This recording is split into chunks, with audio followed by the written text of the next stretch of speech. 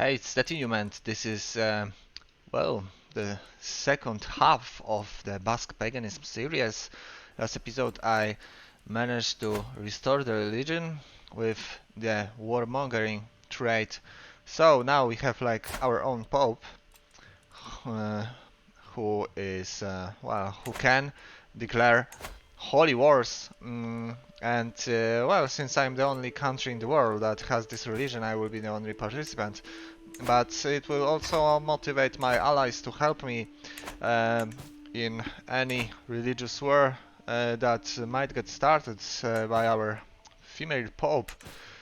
So, right now, the goal is to end the Iberian struggle. We are currently in the opportunity phase, so no way to end the struggle in this phase. Although I could go for the Tente.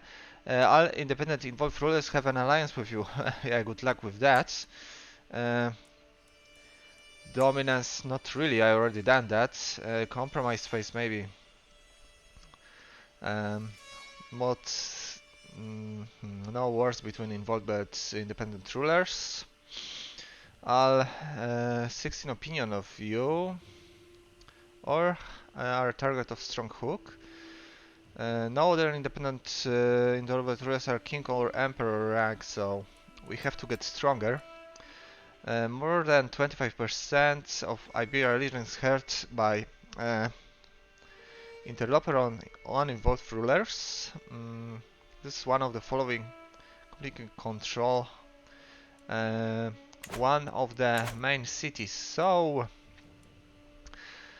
we could go for alliances with all involved rulers, although to do that we would have to slightly reduce the number of involved rulers. So I will do some conquering in a second, but right now, for just a moment, I will focus on buildings, because I just wasted a lot of money on Scandalous Priest.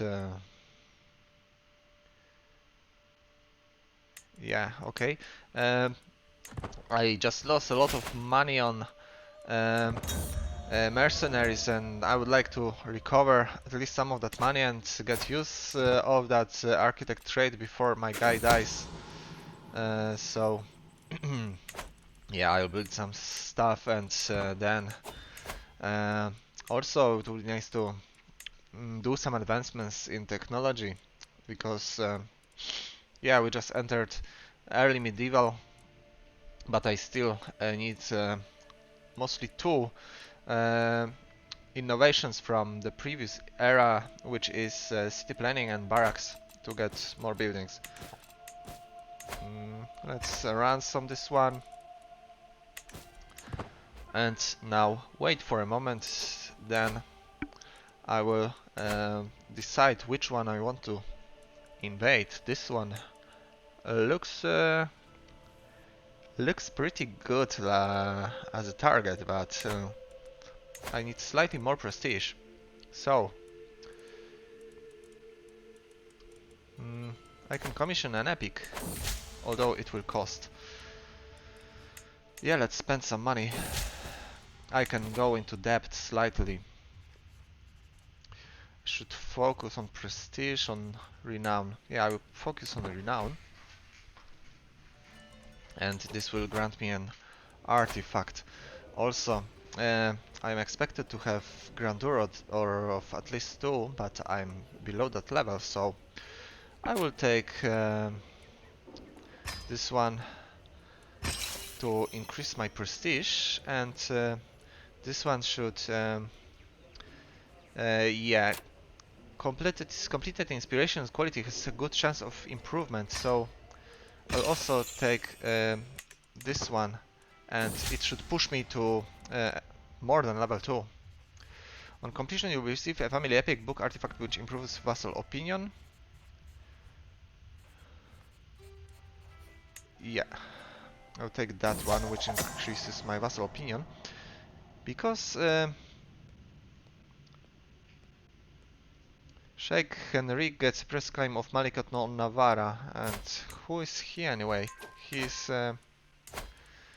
my vassal. and he's on another religion. I should start demanding conversion from my vassals who are not yet converted. I'm gonna do that.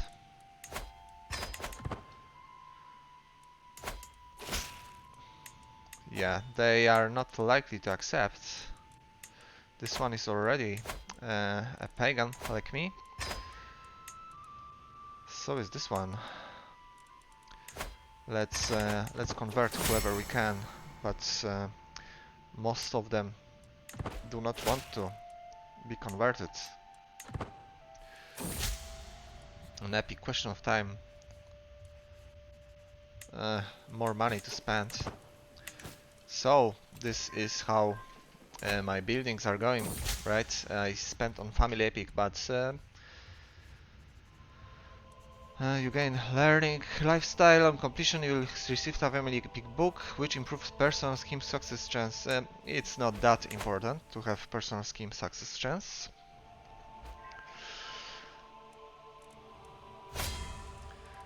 At the moment I am most likely to I think go for the Tente, but I will have to reduce the number of independent rulers and yeah, increase my fame.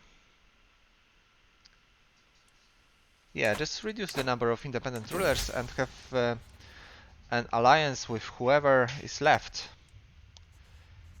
Sure, the guy who made an epic can join the court. And this is prestige gain and vassal opinion, and vassal opinion is very good, especially when you have a lot of vassals like me who all hate me because I'm a pagan. But it's gonna change eventually.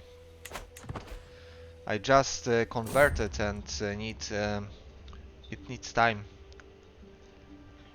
The price of war, my steward enters the room with a grave demeanor. My lord, of our coffers are almost empty. Yes, I noticed. It's dangerous in these times. He does not have to say more. In silence, I give him a door book, my lord. Keep it as I live. All I have is this crown, and the crownless. Wait, I'm not the only one with a crown in this household. Sure, I will sell someone else's crown. I will keep the name, the pagan. Mental break. I will work out to reduce it. And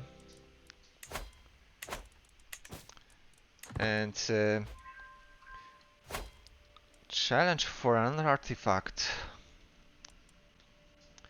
Single combats, non-lethal. So he is 14 and I am 15. Let's accept it. Also, before this fight starts, I will make a short slight cut. So see you in a second. So I am back. Let's start the combat. Malik and I stalk around each other, each waiting our options. He lifts a fearsome brazo mace, while I grip my own sword tightly. I have no artifact, by the way. The deadly weapon feels cool and weighty in my grip. This fight might only be till first blood, but that does not ease my nerves. Have at thee, just die. Medium, increase to your likelihood of success. High, increase of risk or injury. Taste the wrath of Saint Michael. Onslaught, you harry a mother with furious onslaught. High increase or likelihood of success and high increase of injury chance. And let's see how you do without your mace. Low increase to your likelihood of success. Medium increase to your risk of injury. Taste the wrath of Saint Michael. Sword in hand, I run quickly. I rain quick slashes down at Almundir, leaving him no quarter between blows. Almundir shifts into a defensive stance, his mace forming a damned near impenetrable wall of perfect parries between me and him. My form is decent with some Lapses and Almadir's stance is formidable. My opponent is reeling from me. Victory is so close that I can practically taste it. You have to let your guard down eventually, coward. Medium increased chance for both.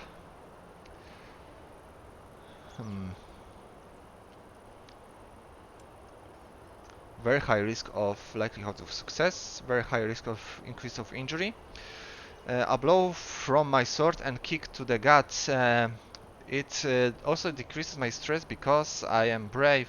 Let's try that. With a powerful cleave from my sword, I sense Almadir reeling backwards, then I step into the blow and kick him straight into the chest. Almadir encounters with a fierce hail of rapid thumps, almost crushing me repeatedly. My form is decent with some lapses and Almadir's stance is formidable. I cannot be more than one well-placed strike away from victory. I'm the fastest blade in Navarra, so this is bonus option because I am novice Blade Master aspiring actually.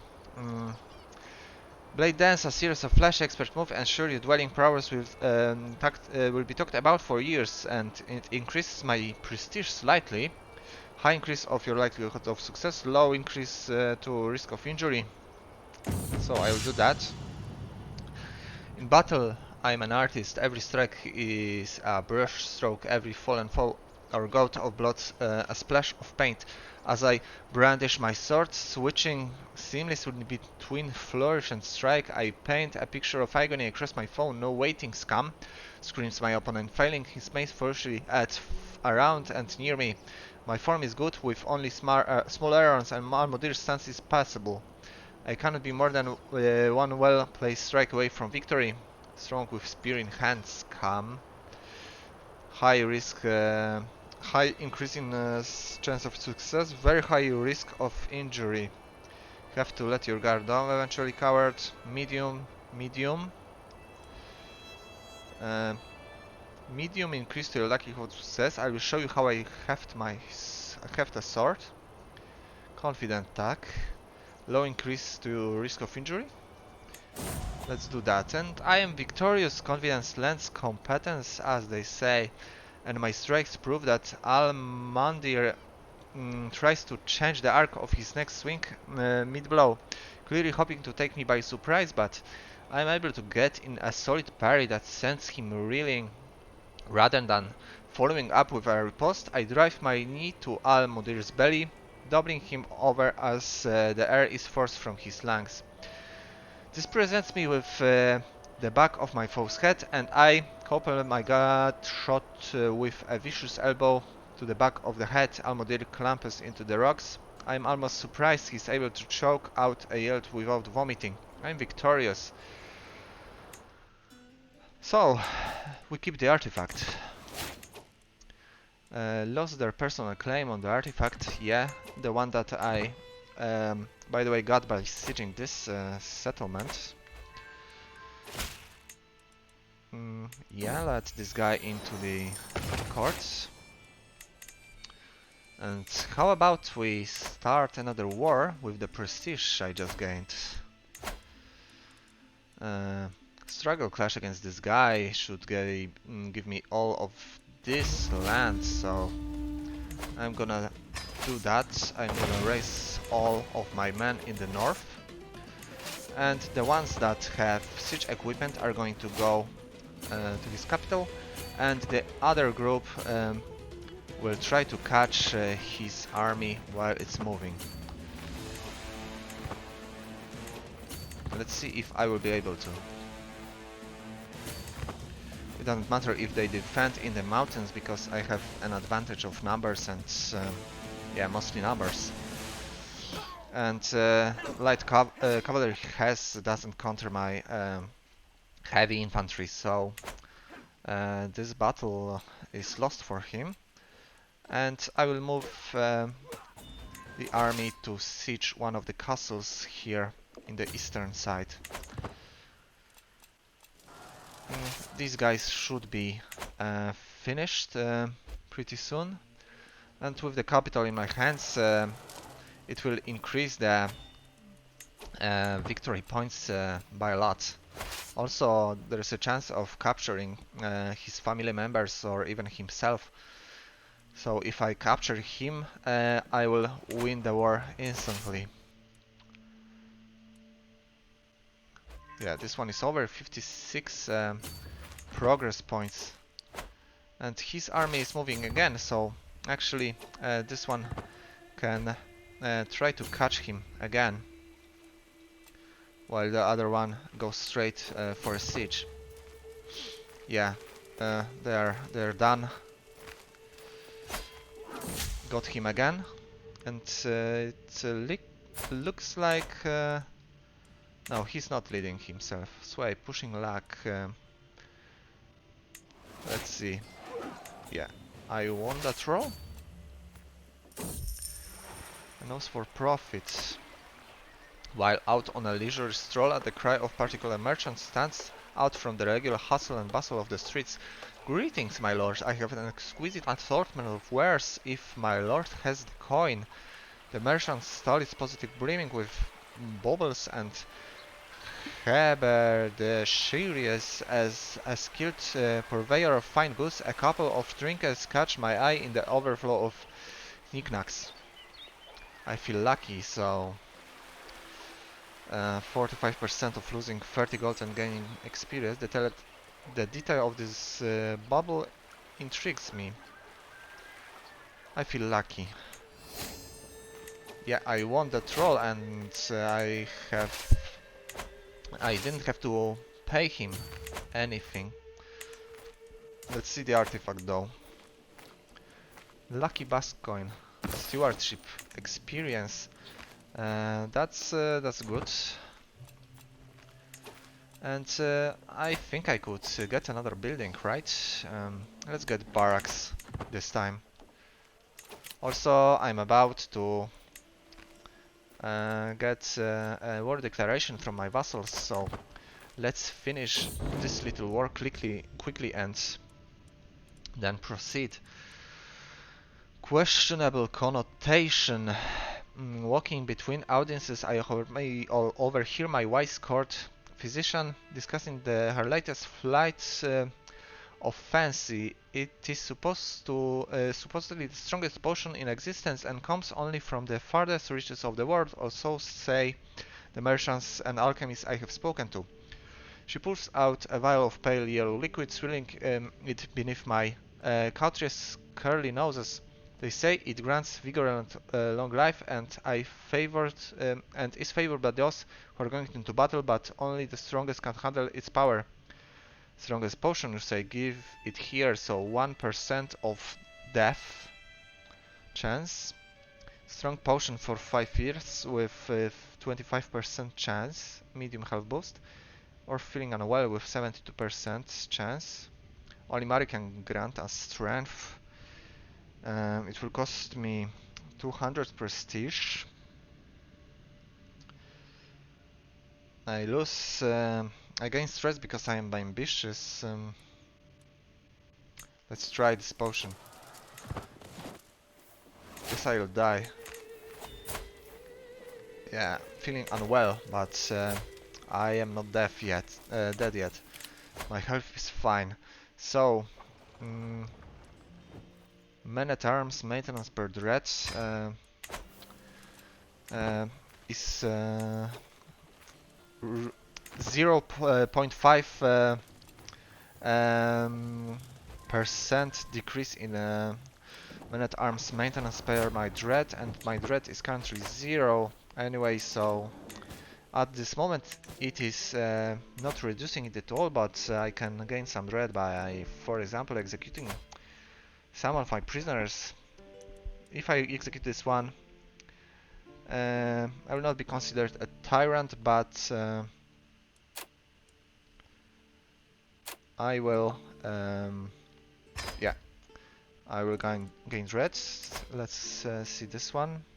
This one won't grant me dread. I can increase control in all of my counties, but nothing else. This one grants me dread, so let's burn her at stake. Let's see about this guy. No. Do I have any control problems, by the way? Not really. But I might have when I finish this war. I'm not sure which provinces will go straight into my hands. Probably most of them will be vassalized, so no need for control increase as well. So once they are finished here, I will be over with the war. So there is the rebellion from my vassals right away. And let's consolidate the forces as always and go for decisive battles first. So I will get the best available steward and will reassign this guy as a chancellor. And this guy is going to be my spy master, although he hates me. So there's a risk he will support any attempts of my character's life. Let's not get anything here yet. I can ransom some prisoners I got from last war, though. Yeah, this faction is not going to be much of a problem. Let's get both armies together, and yeah, I cannot get the best commander, so I can make my son paranoid, ambitious, or sadistic. I will make him ambitious, but this causes a mental breakdown, so I can work some stress, which will only decrease opinion of my court. A commission an extra hefty training sword, so good exercise for 1 year. Medium half boost, but it's expensive. 90% of getting wounded. I will risk it. I am wounded though. And I lost the trait wounded right away because I received some treatment from my physician. So I could get another building here, for example, the quarries. And let's go for the battle. I have an advantage. And yeah, it looks like they are done. Although it will need some sieging still. But I can split the forces. And the second force could siege something else. And I don't think they will be able to... No board games, fuck off. Yeah, I think I will be able to win some minor battles with any of these armies. Although let's watch. It looks like they are trying to attack me here. But this guy has unyielding defender traits, so he will be able to hold them off with no problems. Enemy banner, I don't need it, so whoever captured that on the battlefield can keep it. So this siege is done. I also got some minor artifact, although it's not kept at the courts. Let's see this. I will get some court grandeur increase, because that's what I needed recently. Also, what kind of court do I have? Administrative. Yes, I already changed that. Again, overwhelmed by stress, but I will work out again. And now with this army I will attack my enemy's forces. Delete them again. Yeah, they have no advantages because my men-at-arms are better at countering the men-at-arms composition. Yeah, Scandal's Priest again. I'll be able to build something else soon. I'm gaining a little bit of gold every time I'm sieging a castle, so that's how I am still not completely broke. Although I'm gaining 4 pieces of gold every month. So this rebellion is over. Let me just check something real soon. Okay, yeah, I can disband all of my troops, and then I can ransom some of them for gold, and some of them will be kept. I I will take the gold. I could be forcing conversions, but I really need gold at the moment. So let's see. I don't want to build anything here yet, but I will get pastoral lands in these two provinces. Also, Housemart development, it's at 9, but the innovations only allow me to get to... no, to 20.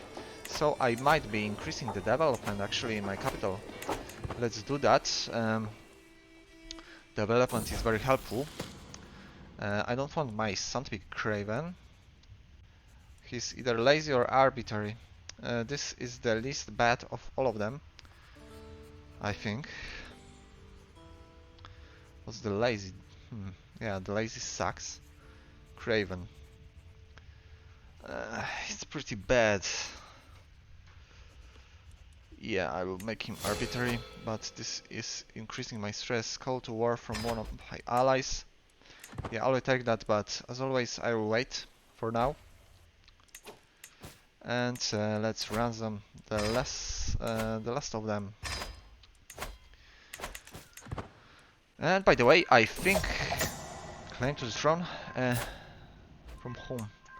It's one of my vassals. Okay, this will be it for this episode. So I will continue going for the dominance on the Iberia in the next one. So if you enjoyed this one, I will see you in the next one.